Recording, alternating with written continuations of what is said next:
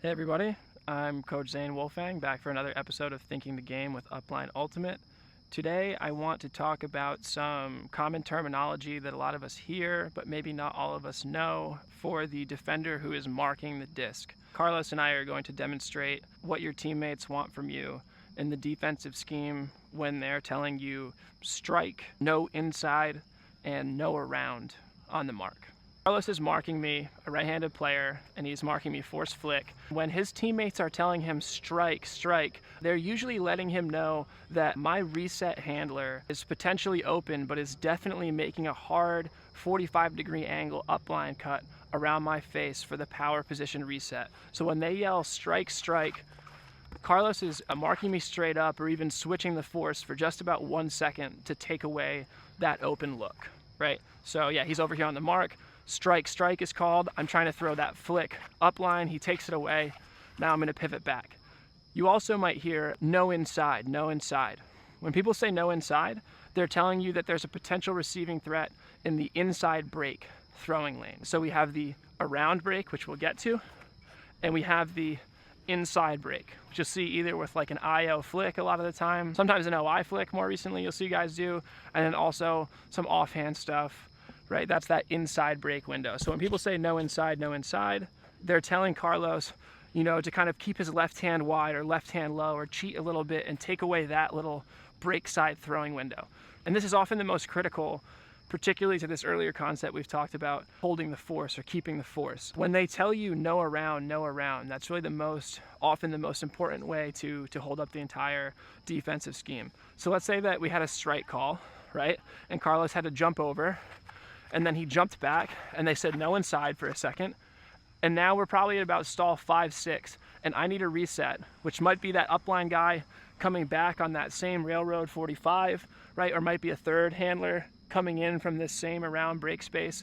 And Carlos needs to really sell out to prevent me from pivoting wide and snapping that OI backhand reset throw, right? So I'm gonna pivot big to try and get my around. And Carlos has to, you know, drop around and drop back. You know, he creates a little distance from me to take away more throwing lanes, right? To really go no around. And something I see a lot is people feeling like if they're kind of straddled right here with my foot in the middle, like perpendicular to me, and myself as well, I feel like I'm in a pretty good no around position. Even when my teammates are saying no around, like my right hand is out wide, right? But the fact of the matter is you almost need to be at times behind the thrower further to really take away that around. If Carlos stays right here and I step big and fast and I fall and fast and I fall, it's a travel. This is something that I myself am guilty of all the time, and I see with players at all levels where our teammates are starting to tell us no around, prevent the reset in this negative break side space. And I feel like I'm behind my throwing handler enough, and I feel like I've taken away the around enough, but in reality I haven't. Because a thrower with good footwork and good decision making is going to step hard and fast and at the right time in the stall count to get right by Carlos, right? So he did a pretty good job, shuffling further around there. Carlos locked me up there. I'm gonna try that again. So a mistake that I see from guys who are not as experienced as Carlos sometimes, but even experienced guys, myself, is feeling like I'm far enough around here and my teammates are telling me no around, especially when I have that right hand out wide, but actually not having committed behind my thrower enough. Like the around space is really a negative space. So if Carlos just stays right here and feels like he has the no around, even with that wide hand, it's still easy to step around it, especially with an outside in throw.